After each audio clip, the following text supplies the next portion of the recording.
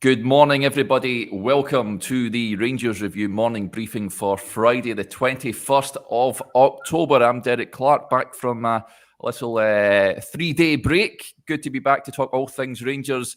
I'm joined firstly by Jonny McFarlane. How are we doing, Jonny?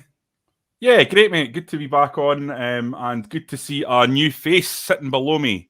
Yeah, absolutely. Making his debut, Graham Hanna. How are we doing, Graham? Good morning, Derek. All good, thank you.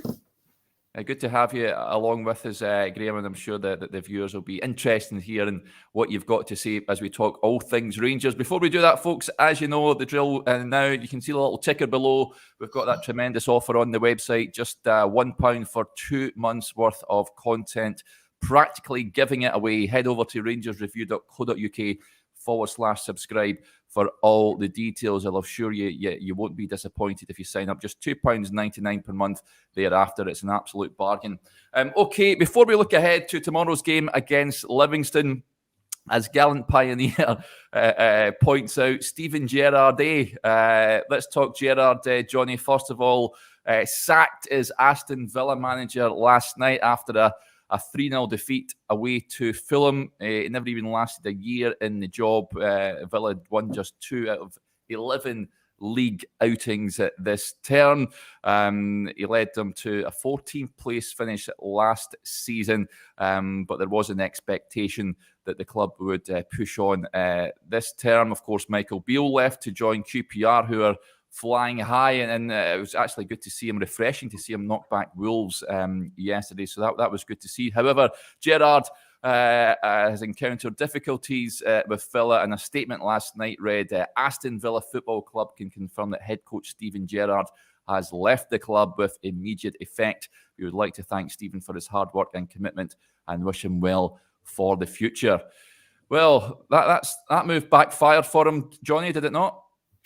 Well, you can't say he wasn't warned at the time, not because I don't think Steven Gerrard ultimately would have wanted to move to the Premier League anyway, not because he shouldn't have moved to the best league in the world at some point anyway. But I think primarily because Aston Villa was not the ideal team for him to move to. He was linked with Newcastle beforehand, and I think that would have been a much safer club given the finances they have available, given the expectations at Newcastle. Aston Villa, for me, and their fans have a strange sense of entitlement around where they should be and what they are as a club. For someone who, I think their best position, have they even cracked the top 10 in the last 15 years? Jonny, I remember at the time you were getting it tight from Villa fans, I think, on the video that were infiltrating, saying, how dare you, we are a big club. You've come up trumps with that one. Yeah, I mean, just they're a mid-level English Premier League club who has spent a lot of money, but will need to spend a hell of a lot of money more to meet the kind of expectations that their fans have. I mean, they've got players in there all throughout that squad that are £30 million players, £20 million players, £15 million players, even a £50 million player.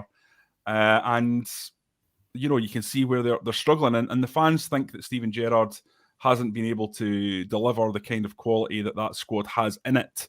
But see, to be honest, I look at it and I just think the kind of depth and skill and class that is peppered throughout almost every Premier League squad, you have to spend 500, 600, 700 million to really, really, really make a massive impact on that league in the way that Aston Villa want to make an impact. And I know they've got backers with big money behind them. And I don't think Steven Gerrard went out there and really splashed all that much cash by Premier League standards. Of course, by Rangers standards, he did. And Aston Villa, I just think it was the wrong club at the wrong time. Every manager that's been in there has ultimately struggled in my lifetime. And I just looked at it and thought at the time, it was a strange move, and it's proven to be a strange move. And I don't think the fact that Michael Beale left, which a lot of people are commenting on, and maybe we'll move on to, helped him much either. Yeah. Great. What do you make of this? Alan Wright gets in touch. Hi, Alan. Stevie G won his 55 and stopped 10. Will go down as a Rangers hero. Yeah, I think time was a great healer, Graham. At the time, of course, when he joined Aston Villa, there was a lot of animosity. The timing and the manner in which he left the club. Now looking at it and sort of almost a year on. How do you view Steven Gerrard, and do you take delight? I know some supporters would take saying that they don't take delight in seeing him fail at Aston Villa. Some, as soon as he leaves Rangers, that's them that they don't really pay much attention to him. Where do you stand on Steven Gerrard?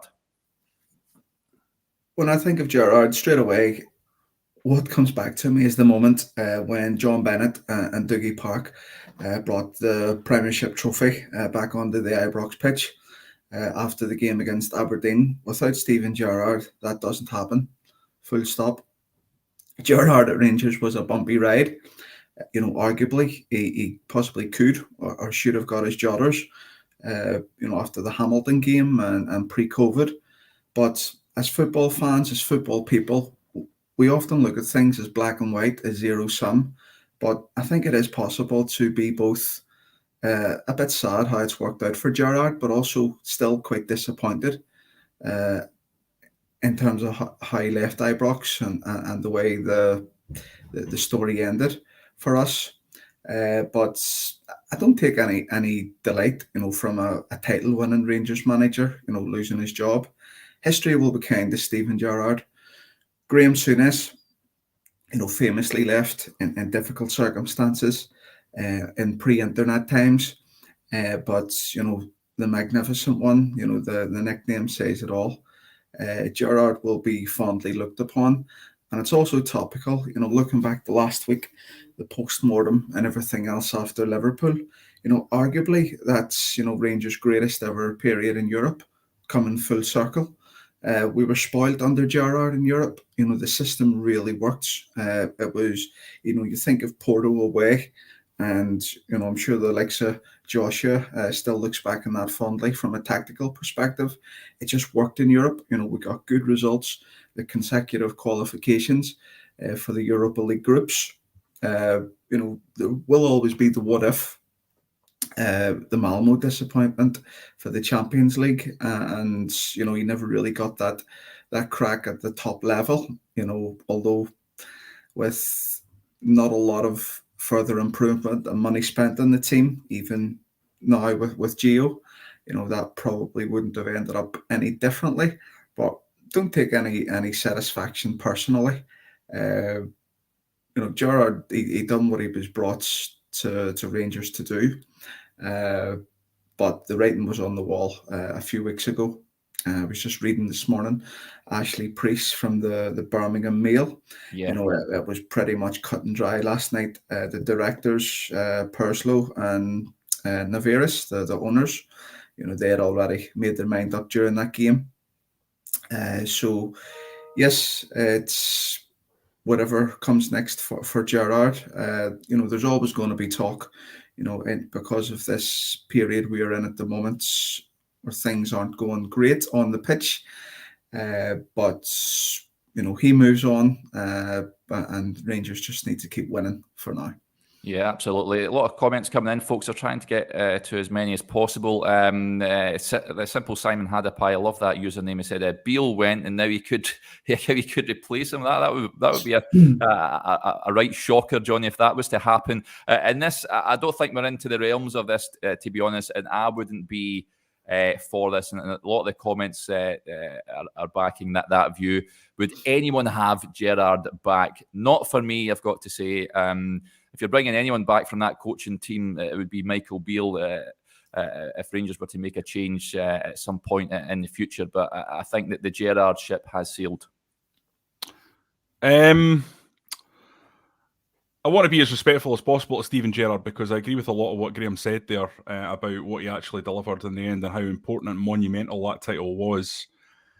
And I think he is a good manager, and I think it's more about his club selection and poor management of his career, I think, rather than his lack of ability. But I do think not having Michael Beale would have been a major blow to the quality of his backroom team. The key thing Gerrard said when he came in was that he was crucially aware of his own flaws, and so he made the backroom staff deliberately the way he did to fill that out and give the best possible chance of achievement at Rangers. And to do that, he had a tactical brain in Michael Beale, an unbelievable pitch coach. He had the experience of management and the calm and the friendliness around the training ground of Gary McAllister. In Tom Colshaw, he had a very, very close friend who he could bounce ideas off and feel safety from. And then, of course, in Jordan Milsom, he had all the technical know-how in terms of sports science and things like that. So it's a very, very rounded team. And I always felt if you were going to take elements out of that team, then it would potentially cause problems. And the most important element was obviously Michael Beale. We all knew that when he was at Rangers. It was clear from the way the players, once they left, would wax lyrical about what Beale brought to the table in terms of his coaching, in terms of his knowledge, in terms of the way he was around the dressing room.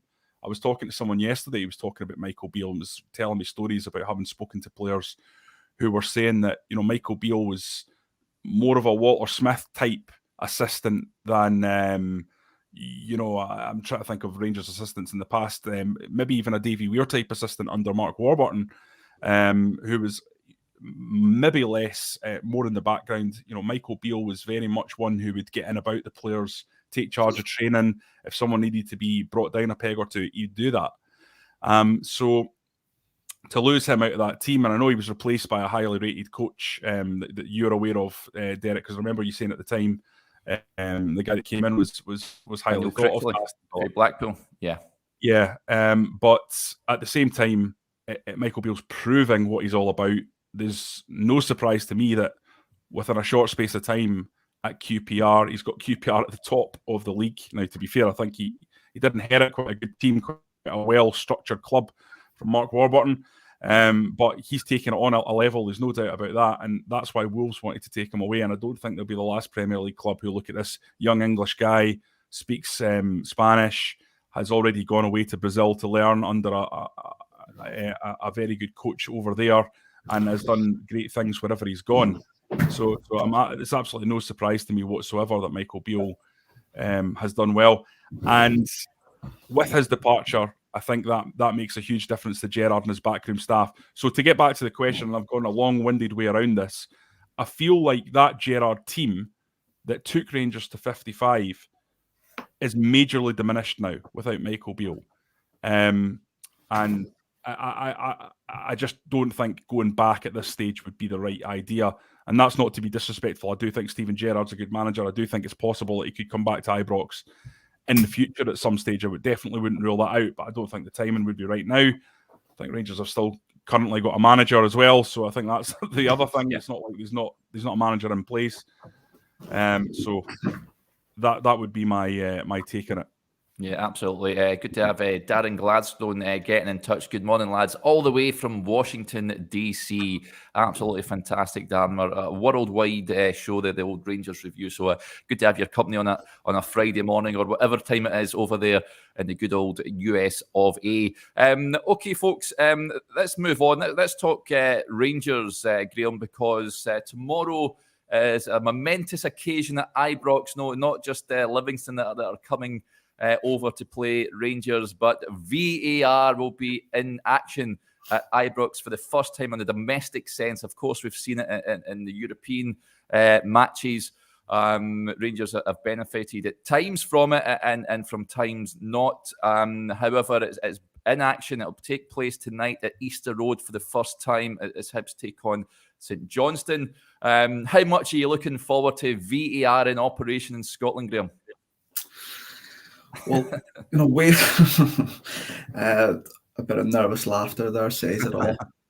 We've had a taste of it in Europe over the last couple of seasons, haven't we? So we know largely what to expect. I think the issue is that, from the start, from the outset, there isn't a great lot of confidence or trust in our group of officials that we have in Scotland and in the Premiership.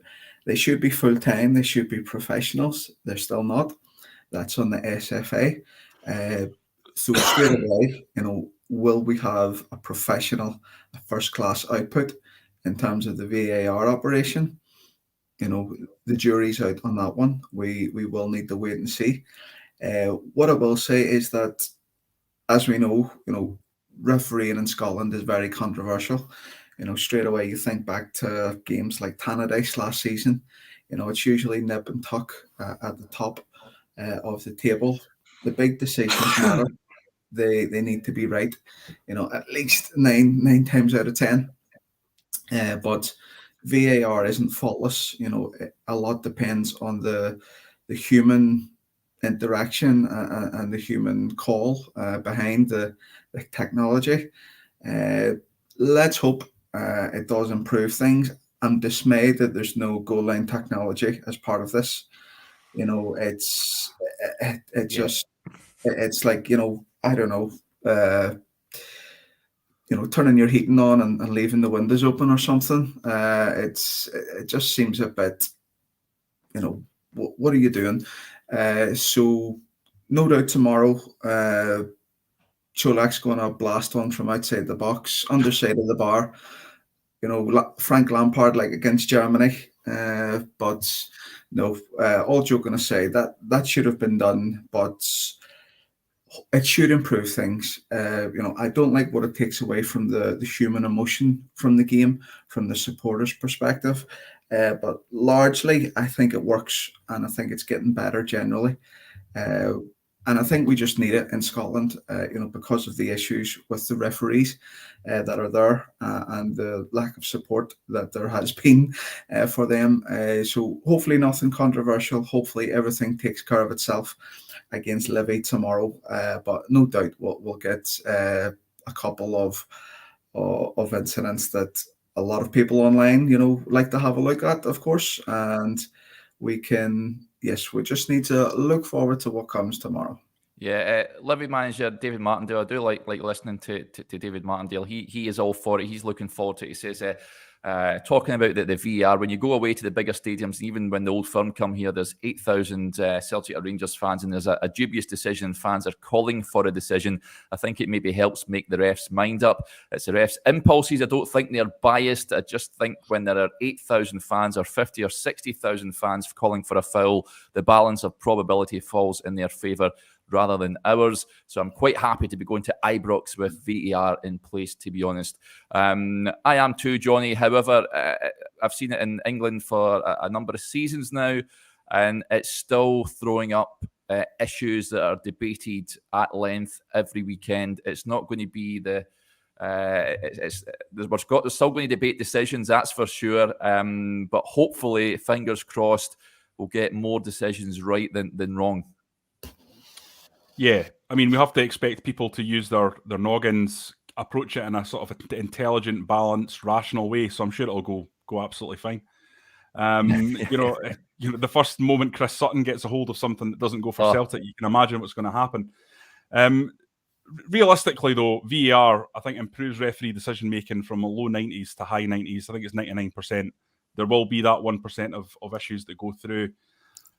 You just have to accept that that's part of football. I agree with Graham completely about the emotion of the game, but we have seen it move forward so much since those early days in Italy when it was first introduced and the chaos that followed that. I think we look back to last season's Europa League run, and certainly I don't feel overall that it was detrimental to Rangers over that period in terms of the emotion. You still had that throbbing stadium full of joy, and in some ways it added its own level of drama to different elements.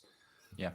One thing that I think they've made a slight mistake on, or I was surprised reading about, was that in a case of a second yellow card, they won't review that with VAR.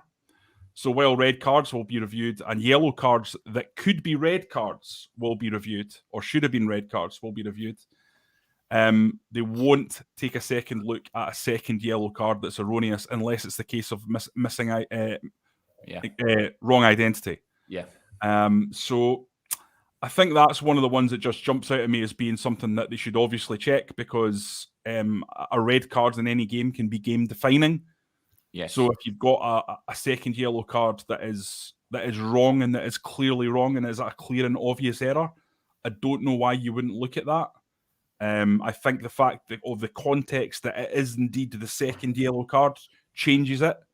I get you can't look at corners. I get you can't look at throw-ins. I get you don't want to bog the game down. But to me, a second yellow card is game defining. And I think it's inevitable that will become something that you look at in the future because of that. I don't know what Graham thinks. I don't understand why they wouldn't look at that at the moment. Again, teething problems. I just hope that the system, that it's fluid, and without having read up on the foot operation, I would expect that at certain points, the system can evolve. Maybe with agreement of the clubs, it can change at certain intervals. We don't want, obviously, things to change in terms of the use and interpretation every week. But as you pointed out, Johnny, we have saw development from the first stages in Italy. Even in the Premier League, things have kind of chopped and changed, and it improved a bit. Similar, in Germany, basically at the top level. So it's all a bit new. It'll certainly provide a lot of column inches, for the papers, plenty, to talk about on shows like this and others. So, like, we complained that it was confirmed but not due to start for half the season. We're a wee bit early, which is a good thing. So it's here. Let's get on with it. But let's hope, if possible, the common sense and logic can prevail through this journey that we're about to embark on. Yeah, absolutely. And as Alan Wright says, let's hope that it's not needed on Saturday, and all we're talking about is a top Rangers performance, something that we didn't see in midweek, that's for sure. Although they did get the job done in the same cup competitions, it's all about progression. But listen, Johnny, Rangers need to put in a much better, improved performance tomorrow.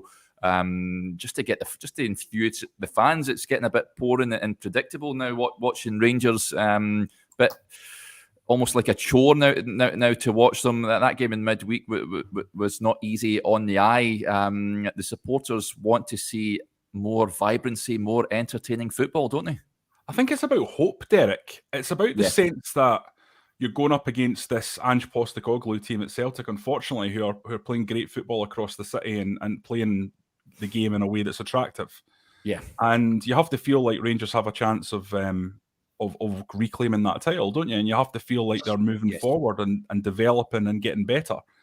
And unfortunately, in the last few games, although Rangers have got a 5-game winning streak now, and this, to be fair, I'll put the context in of this is pocketed in between very bad results in Europe and the Champions League, but there's just a sense of a grinding lack of fluidity to the performances, and that on another day each of these performances might have resulted in a more challenging result. There's not a sense that Rangers have been emphatic in the way they've dispatched teams that they are clearly better than on paper. You look at that Dundee game and you think to yourself, well, Rangers were pretty good in the first 10-15 minutes.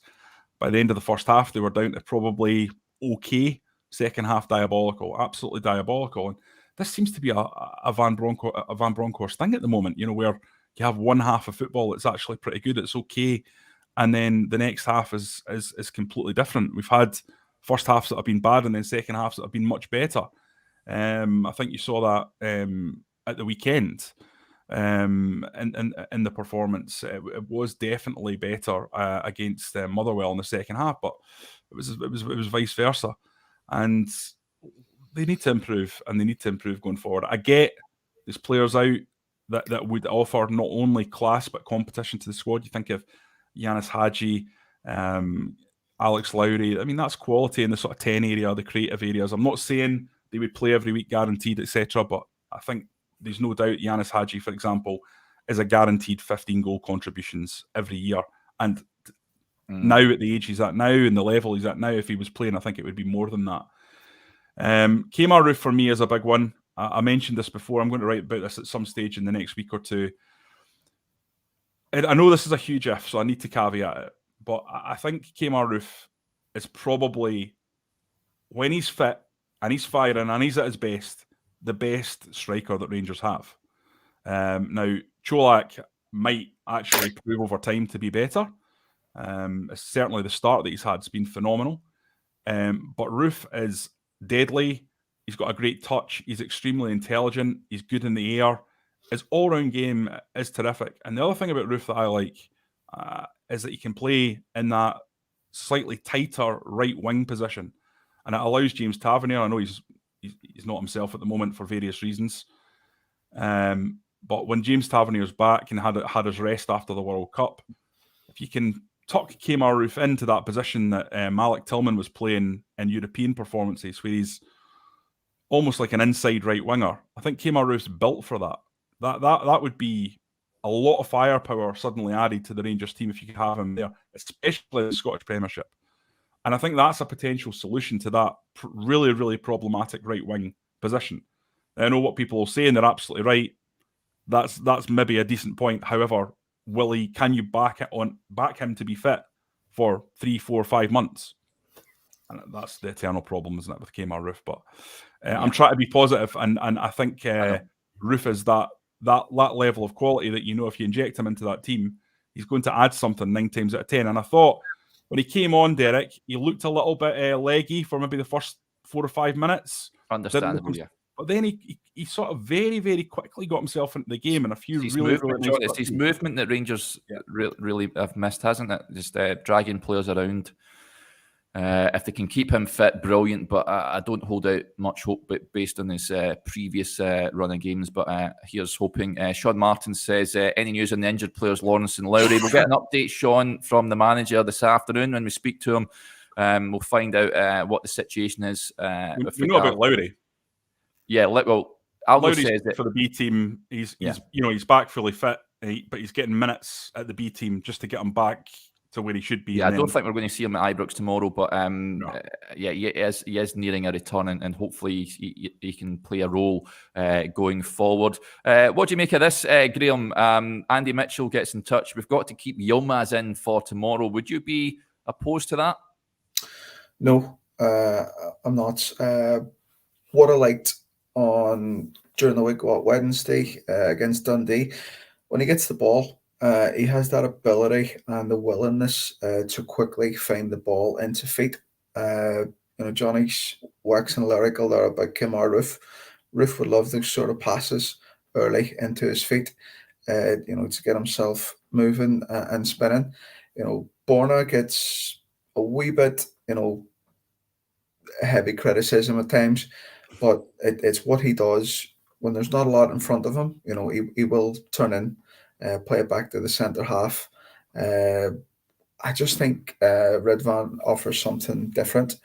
But I'm also looking in terms of the bigger picture. Is Barisic going to be here next season? As important as the here and now is, I think we need to see him, in games that really matter.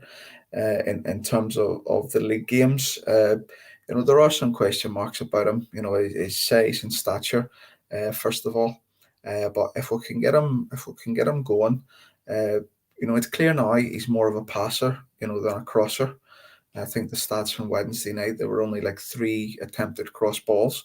So you're not going to get that the way you have with Barisic. Typically it's what Borna looks to do, Mr. Whippy, as the players refer to him.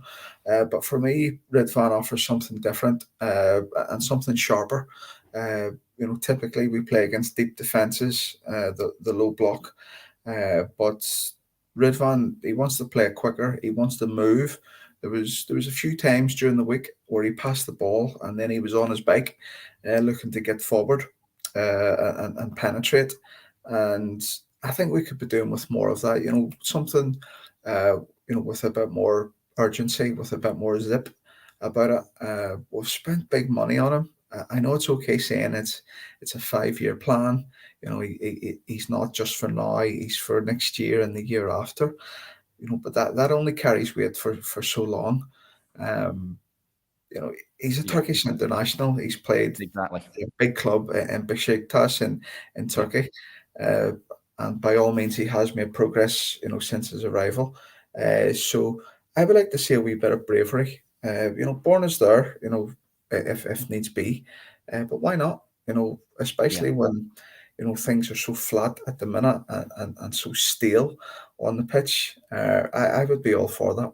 Yeah, I would agree. And as William, I go along with what William says here. I was about to mention the idea of playing Ridvan on left wing, but Joshua isn't on today.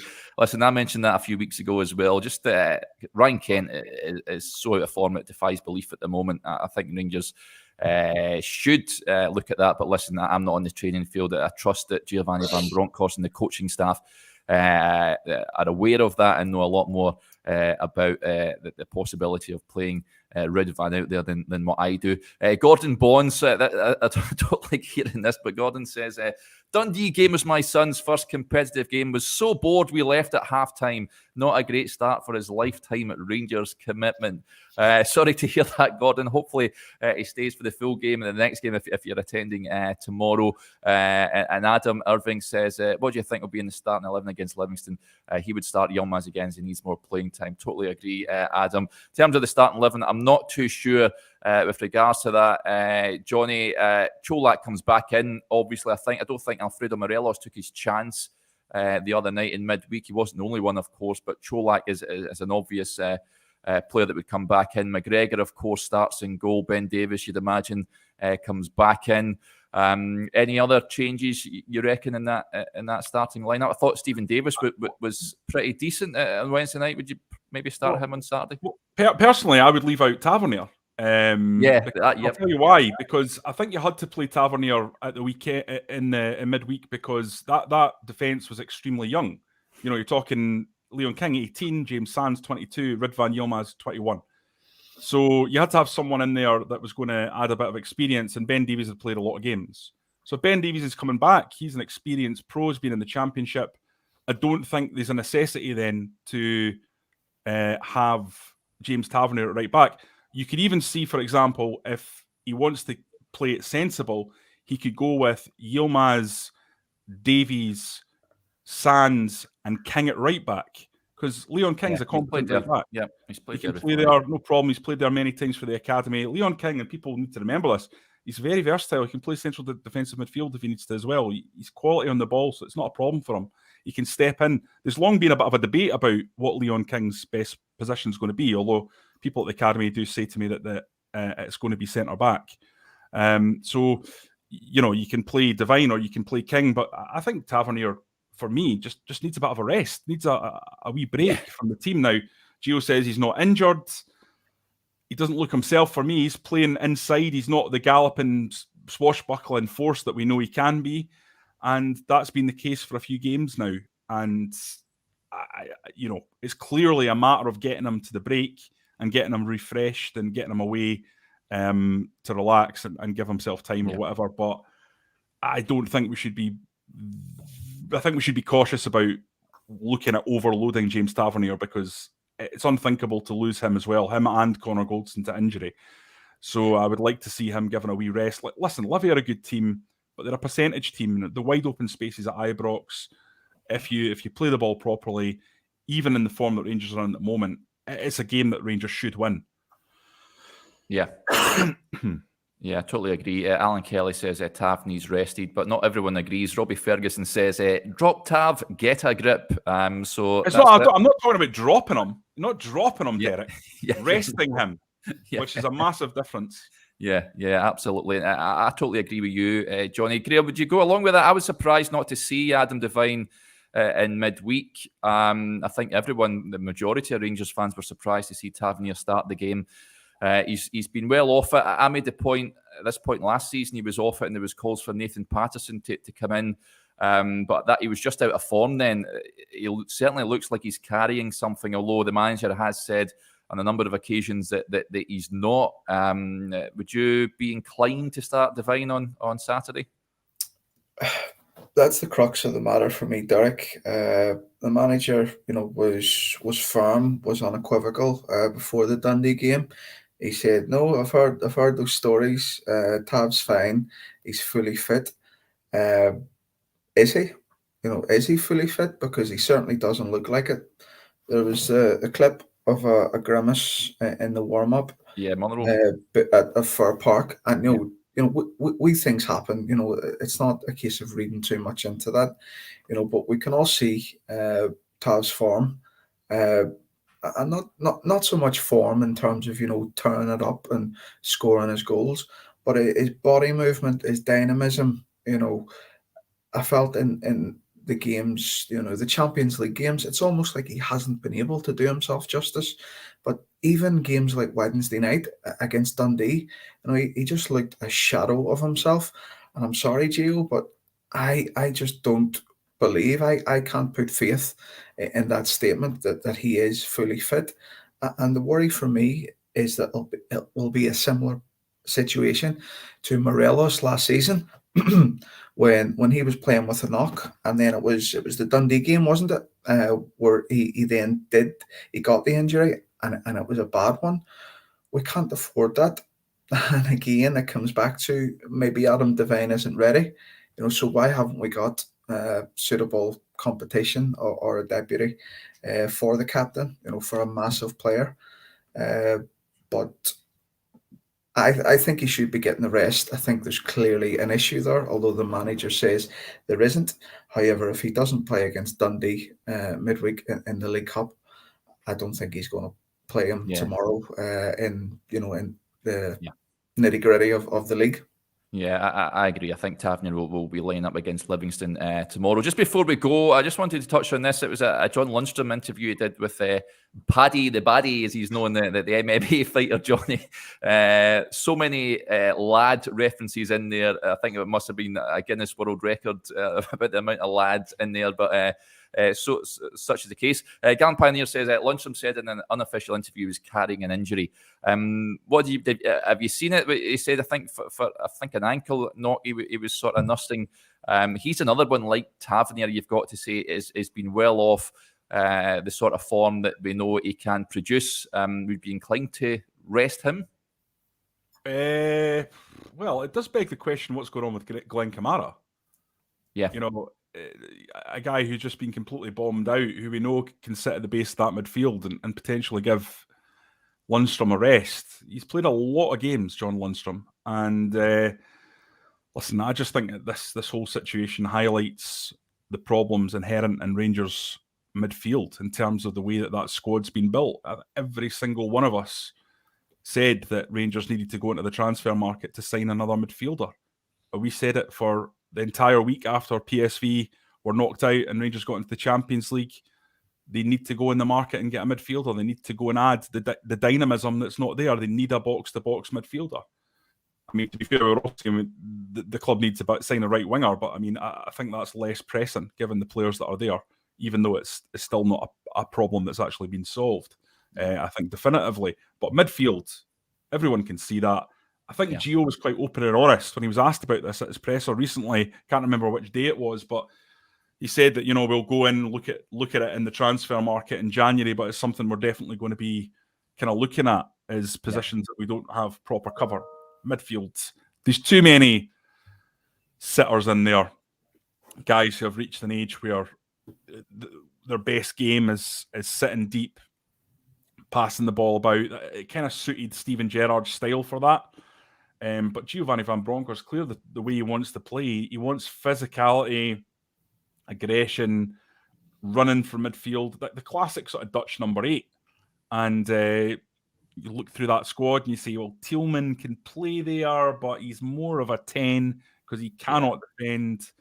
Lawrence can play there. I think he's the most natural fit, but of course he's injured. Yeah. Arfield can do it, but he's getting on and he should really only be a squad player at this stage. However, right now, we have to be honest and say he's pretty much a first pick in any big game. Yeah.